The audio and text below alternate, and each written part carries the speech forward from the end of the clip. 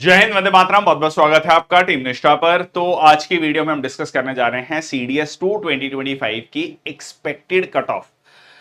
देखिए, तीन चार चीजें होती हैं जब भी हम कट ऑफ के बारे में डिस्कस करते हैं। एक तो ये देखते हैं कि प्रीवियस में क्या कट ऑफ्स रही हैं, ठीक है। इस बार का जो डिफिकल्टी लेवल क्या था, पिछले बार का डिफिकल्टी लेवल क्या था, उसको थोड़ा सा कंपेयर करने की कोशिश करते हैं। और नंबर ऑफ वैकेंसीज, अच्छा नंबर ऑफ वैकेंसीज की बात करें तो लगभग सिमिलर है। अब बात आता है जो मेन फैक्टर आता है डिफिकल्टी लेवल पर। डिफिकल्टी लेवल की अगर मैं एग्जाम की बात करूं बहुत ब्रीफली, तो आपने देखा कि जो इंग्लिश का पेपर है वो आज से अगर मैं 3 साल या 4 साल पहले का इंग्लिश का पेपर देखूं तो उसमें एक बहुत स्टैंडर्ड होता था कि 70+, मतलब कोई स्टूडेंट ये कहता था कि 70+ है तो वो एक स्टैंडर्ड माना जाता था। वो स्टैंडर्ड जो है वो 60+ हो चुका है। मतलब जो कहते हैं ना, इज्जत से देखा जाता है कि यार 70+ हैं, ठीक है, तो वो अब 60+ या 55+ भी आप कह सकते हो वो चीज को, क्योंकि इंग्लिश जो है का लेवल थोड़ा सा बड़ा है। अगर मैं सीडीएस 2 2025 को सीडीएस 2 2024 के साथ कंपेयर करूं तो जीएस कंपैरेटिवली इजियर था, ठीक है। मैं बहुत जिम्मेदारी के साथ ही बात कह रहा हूं। उसका रीजन मैं बता देता हूं। देखो, पेपर में ना नॉलेज के साथ साथ ना ये भी मैटर करता है कि आप पेपर को कैसे अटेम्प्ट करते हो, कौन से क्वेश्चंस को चूज करते हो। देयर वर सर्टन क्वेश्चंस, मैंने डिटेल्ड आंसर की ऑलरेडी डाल दी है। मैंने कई क्वेश्चंस में बोला भी है कि यार ये क्वेश्चन नहीं करने वाला था, ये दूर से नमस्ते करने वाला था। 10 क्वेश्चन ऐसे होते ही होते हैं जिनको पढ़ने की भी जरूरत नहीं होती, उस पर दिमाग लगाने की जरूरत नहीं होती। पर देयर वर सम क्वेश्चंस जो बहुत ही डायरेक्ट थे। मतलब अगर आपने एक बार जनरल स्टडीज अच्छे से पढ़ा है, ब्रॉड, जो कोई भी XYZ कोचिंग इंस्टीट्यूट का कोई मटेरियल या ल्यूसेंट आपने पढ़ा, तो भी आप उन क्वेश्चंस को कर सकते हैं। अब भाई ब्लड ग्रुप कौन कौन से होते हैं, AB, अब 7 से नीचे पीएच क्या होता है, ड्यूरेंट लाइन, मतलब ये कुछ बहुत ही स्टैंडर्ड फैक्ट्स थे। मतलब इसमें या कह लीजिए बहुत ही बेसिक से कंसेप्ट थे। कुछ कुछ क्वेश्चन ऐसे थे जो बहुत इजी वाले थे, और मॉडर्न हिस्ट्री के क्वेश्चन ज्यादा पूछ लिए। अब देखो, हिस्ट्री एक बहुत बड़ा फैक्टर होता है, ठीक है। हिस्ट्री जैसे सीडीएस 2 2024 में आप देखोगे तो एंशिएंट और मेडिवल पूछा हुआ था, और भयंकर पूछा हुआ था, ठीक है। इस बार मॉडर्न हिस्ट्री ज्यादा है। दो मॉडर्न हिस्ट्री के क्वेश्चन ट्रिकी थे, नो डाउट। पर होता क्या है कि ना, एक होता है कि एंशिएंट का क्वेश्चन आया, देखते ही लगा कि यार ये तो बियॉन्ड कॉम्प्रीहेंशन है, छोड़ दो। एक है कि आपको लग रहा है कि अच्छा ट्राई कर लेता हूं, अच्छा ये दो ऑप्शन एलिमिनेट हो गई, ठीक है। अब आपसे पूछ लिया बारदोली सत्याग्रह, चिपको मूवमेंट, क्रोनोलॉजिकल ऑर्डर। अब ये आसान क्वेश्चन था, थोड़ा सा भी अगर आप बेसिक जानते हैं भाई। तीन इवेंट्स पूछा और तीनों इवेंट 50-50 साल के गैप पे हैं। ऐसा भी नहीं है कि 1-2 साल का गैप है, कि बहुत ही क्लोज है, ठीक है। तो इस तरीके से क्वेश्चन जो है हिस्ट्री के, वो जो हिस्ट्री के इजी क्वेश्चन थे, या बीच में बाकी क्वेश्चन बीच बीच में कुछ इजी वाले थे, वो जीएस के मार्क्स को थोड़ा सा अप ले जाएंगे, ठीक है। अगर आप देखेंगे, हाँ स्टैटिक जीके था, कंप्यूटर के 5 क्वेश्चन कंफर्म हो गए। अच्छा, इसका एनालिसिस क्या है सीडीएस 2 2025 का, ये सिर्फ कट ऑफ है। मैं ज्यादा लंबा समय नहीं लूंगा क्योंकि ये सारी चीजें हम अलग एक वीडियो में डिस्कस करेंगे। वो उस वीडियो में मैं आपको पूरा एनालिसिस बताऊंगा कि आगे के लिए क्या करना है सीडीएस के एग्जाम को प्रिपेयर करने के लिए, ठीक है। क्योंकि आप इस वीडियो को देखने आए हैं कट ऑफ को जानने के लिए, तो कट ऑफ पे मैं आता हूं। तो कट ऑफ का डिफिकल्टी लेवल मैं आपको बता रहा था। तो इंग्लिश का डिफिकल्टी लेवल थोड़ा सा अब सेट हो गया है। अब वो 70+ वाला नहीं है जो आज से 4 साल पहले या 3 साल पहले था। अब वो 60+ इज लाइक द बेंचमार्क, ठीक है। मतलब 60+ is very good score, 55+ good score. तो अब जीएस में इस बार थोड़ा सा इजी था, मैथ्स भी टफ था, एडवांस लेवल का मैथ्स पूछा गया था। तो वहां पर भी आपको कट ऑफ जो है थोड़ी सी नीचे आते हुए दिखेगी। मैं एक स्टैटिस्टिक्स का कह लीजिए एक्सपर्ट नहीं हूं। बहुत सारे लोग कट ऑफ बताते हैं, मैं कई बार पहले वाली वीडियोस में भी कह चुका हूं कि मैं इसमें एक्सपर्ट नहीं हूं।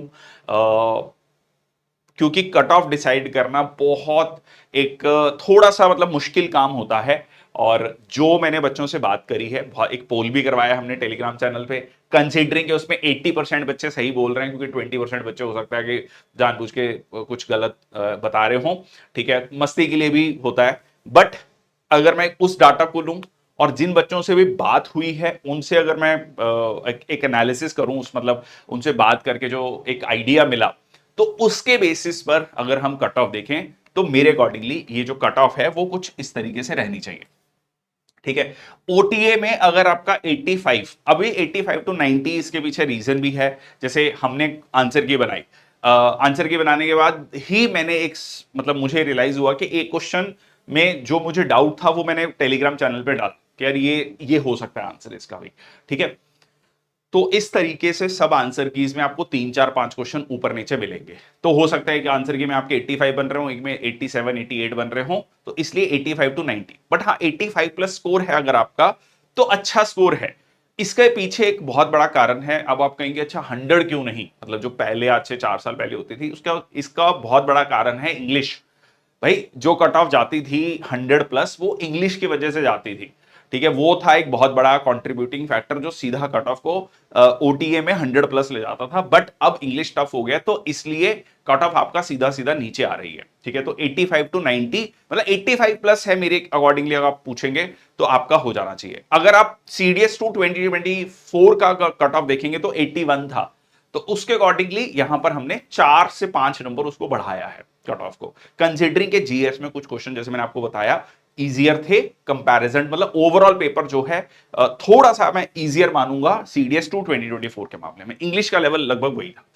एएफए की बात करें तो उस टाइम पे भी जो है लाइक अराउंड अगर आप देखेंगे कट ऑफ से 45 नंबर, ओटीए के जो मार्क्स होते हैं उससे लगभग 45 46 नंबर ज्यादा होते हैं। तो ये आपका 130 प्लस आप मान के चलिए। अगर 85 है तो यहां पर आप 130 प्लस मान के चलिए। अगर वो 90 जाता है तो यहां पर आप हो सकता है, मतलब 85 प्लस हैं तो मेरे ख्याल से आपको एसएसबी की प्रिपरेशन शुरू कर देनी चाहिए। वैसे कुछ दिनों में रिजल्ट आ भी जाएगा, 19 से 20 दिन में रिजल्ट आ जाता है, पिछले कई सालों का एक स्टैंडर्ड सा पैटर्न है। ओके, नेक्स्ट आपका आईएमए। आईएमए के लिए जो है अगर आप कट ऑफ देखेंगे तो अराउंड 35 मार्क्स। ठीक है, जो ओटीए के लिए रहता है उसमें 35 ऐड कर लीजिए तो ये रहता है। आईएनए के लिए तो लास्ट ईयर सीडीएस टू 2024 में 90 मार्क्स था कट ऑफ। आईएनए के लिए 300 में से 90 नंबर था सिर्फ। बट स्टिल यहां पर हम इसको 110 लेके चल रहे हैं कि अगर 110 प्लस हैं तो आपको आईएनए के लिए कॉल आ जाना चाहिए। ये एक हमारा आइडिया है। आई होप ये वीडियो से कुछ आपको हेल्प मिली होगी। ये मैंने 2 3 फैक्टर्स लिए हैं अपना एनालिसिस। ठीक है, पेपर को देख के एक हमने पोल कराया, बहुत सारे बच्चों से बात हुई। ठीक है, एक अपना एक्सपीरियंस कह लीजिए, उन सारे बेसिस पर और प्रीवियस ईयर कट ऑफ्स को ध्यान में रखते हुए 4 5 फैक्टर्स को ध्यान में रखते हुए ये हमने कट ऑफ डिसाइड की है। Please do let me know in the comment section box के आपके कितने नंबर बन रहे हैं, उससे भी हमें एक फेयर आइडिया हो जाएगा। फेयरली लिखना ताकि बाकी बच्चों को भी पता लग जाए। मेरे ख्याल से इस एग्जाम के लिए बहुत ज्यादा परेशान होने की जरूरत नहीं है। बहुत जल्दी ही आपका रिटर्न का इसका रिजल्ट आ जाता है। And wish you all the very best. अगर आपका कट ऑफ से मान लीजिए आप 85 की बात कर रहे हैं, आप 70 पे हैं, 75 पे हैं, तो आई वुड बेटर से कि स्टार्ट योर प्रिपरेशन नाउ। ठीक है, फॉर द नेक्स्ट टाइम उसको लेकर एनालिसिस क्या है उसको लेकर मैं आपको बताऊंगा कि प्रिपरेशन कैसे करनी है बहुत फेयरली। मतलब होता क्या है कि उसमें लाग लपेट नहीं होना चाहिए। बहुत बेसिक से हम चीजों को समझने की कोशिश करेंगे कि आप अपने प्रिपरेशन को इफेक्टिव कैसे कर सकते हैं। 7 महीने हैं। ठीक है, सीडीएस 1 2026 के लिए लगभग 7 महीने, मतलब मिड अप्रैल में आपका पेपर होता है। तो उसके लिए आप अभी से कैसे तैयार कर सकते हैं ये अलग एक वीडियो में मैं बताऊंगा। That's all from my side. Thank you so much. जय हिंद, वंदे मातरम।